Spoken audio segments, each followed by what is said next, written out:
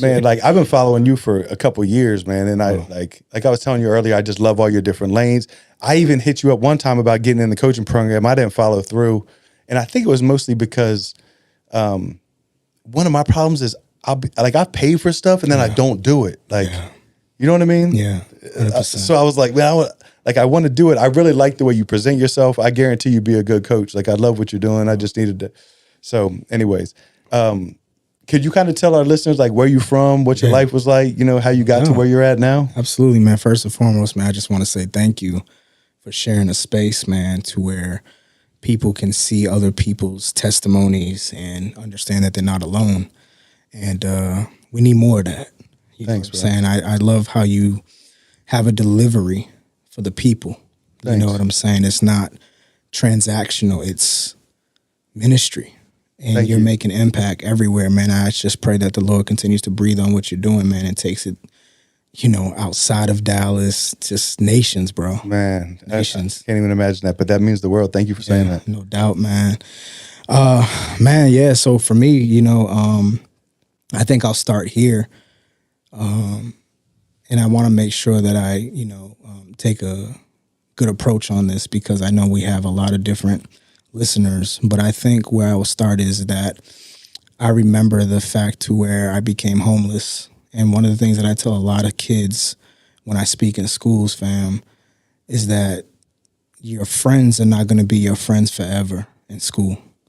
So yeah, that's good. You know what I'm saying? But bro, that's so crazy that you just started with and I didn't even know that. Wow. You know what I'm saying? I started with the homeless intro, and that's where that's the Lord right there. He's already in the room. He's already in the room. The spirit moving, bro. Yeah. You know what I'm saying? So I tell kids all the time, like, you know, how long is life?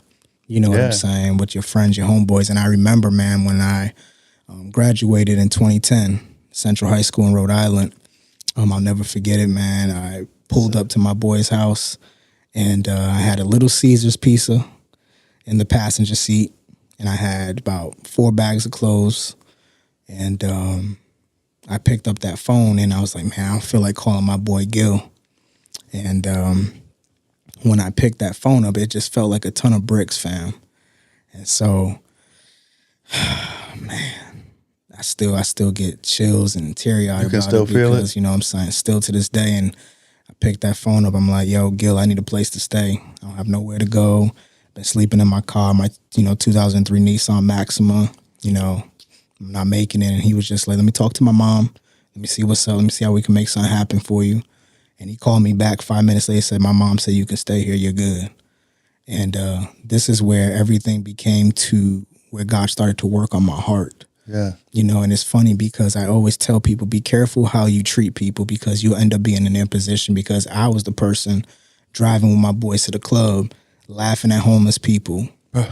That's so crazy you said that. I saw a meme today that said, man, I don't remember the exact wording, but it's exactly what you just said. He was like, I'm never going to be the one to make fun of someone because I know how easy it is to switch positions or something like that. That part, you know what I'm saying? And so I ended up staying there, and I'll never forget it, bro. We went out for this party, you know, and I think this is probably my first time sharing this on any type of platform, but I'll never forget we went out to party. And I don't know, man, just something about this night felt different, bro. I felt this spirit of death all on me the whole night. And I didn't even know. I just felt like this is just not normal for me to feel like this. I'm like, out of all nights, you know what I'm saying? Like, I feel this spirit hovering on me. And this car pulls up. And it was one of the driver, you know, the passenger, and then 2 people in the back seat. And, man, it was just crazy. This out-of-body experience, bro. And I remember that I seen me running and my boys running. And the reason why this car pulled up is because we was all wearing red in a Crip neighborhood. So they was like, "Oh, okay, you trying?" And you weren't even about. Wasn't even about that. Like, you know what I'm saying? We just trying to go to a house party. You know what I'm saying? PC college and just have fun. That's it. And literally, I remember out of body experience, and you know, God showed me my faith, and I ran, and then they shot at my boys, and I kept running, and I tried to hop this wooden fence, and the fence collapsed. And the dude came over my face and he shot me 5 times. Boom, boom, boom, boom, boom. As soon as the last shot went off, back in my body. Car took off. I felt the spirit of death even more. Like, it seemed totally real to you? Oh my God. Yes, absolutely. 100%. 100%. And I said, what do I do with my dumb self? I still go to the party. I'm at this party, these girls trying to give me drinks, trying to give me weed, trying to give me all these things, trying to dance on me. And my boy Gil's like, bro, what's going on? You good? I'm like, bro, I ain't trying to dance right now, bro. I just want to go back home. Yeah. And I'll never forget, man, I go back home and I get on my knees and I said, God, if you take this feeling away from me, I'll serve you the rest of my life. Yeah. And from that moment, bro, I've been walking with the Lord. And, you know, that's how I was able to get into the homeless shelter, work with the homeless people. And it's there where God used the gift and birthed the gift for me to be able to use this gift of communication to be a light and a salt to the earth. That's so good, man. Yeah. That's so good. That's crazy. I've never had, because I've heard of people having out-of-body experiences like that, and I never really quite understood, like, but that now makes sense. You know, it's like God could use whatever to bring you to him. That's it, bro. And he basically, that was the way he was going to say, like, look, you're tripping or you're going to be tripping. So come here, come home, boy. That part. Yeah.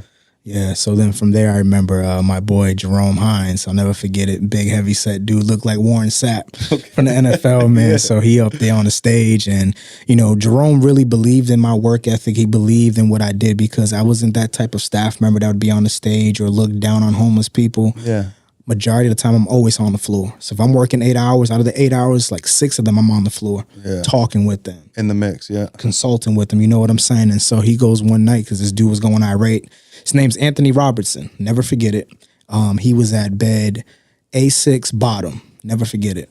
And Jerome goes, hey, Will. That's how he sounds. Deep voice, everything. Had his big belly. He said, Will, go take care of Ant, man. He going crazy. He going irate, man. Take care. I know you can help him, right? I said, all right, Jerome, bet I'll go. Went down there, talked to him. I said, yo, Ant, what's going on? You good, man? And I was like, nah, man, leave me alone. Everybody keep making promises they can't keep. This I was going to get housing, going to get food stamps. My friends keep robbing stuff from me. I'm just done with life. I feel like killing myself. As soon as he said the word kill, literally, I knew that it was the spirit of God that just said, you don't need to kill yourself. You have purpose.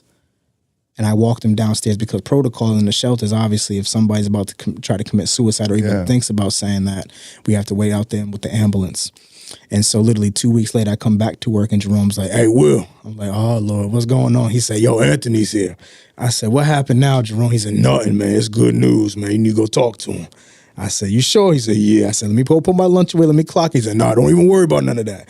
Go talk to Ant. So I went down there and talked to Ant, and he just embraced me with this hug. Man, I tell people to this day, I still feel like I got a fractured rib or a broken rib by how hard Anthony hugged me, bro. And he said, well, I just want to say I thank you because if it wasn't for you, I would have killed myself that night.